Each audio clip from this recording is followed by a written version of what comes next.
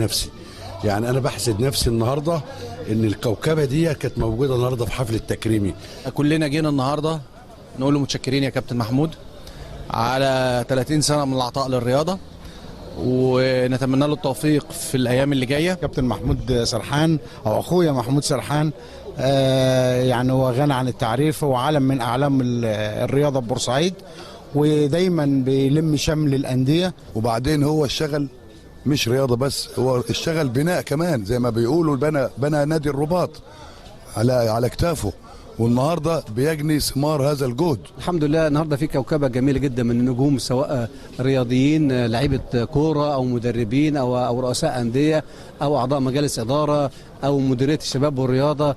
يعني انا شايف كل الجهات موجوده في بورسعيد بتكرم نموذج محترم. عشان النهارده نادي الرباط يعمل حاجه اسمها نادي الرباط ويخش شركات، ثم يعمل ارض هو والربان جمال رفعت ويعملوا صرح كبير زي ده، ويتفانى في عمله طوال 35 سنه، يستحق التكريم اكبر من كده.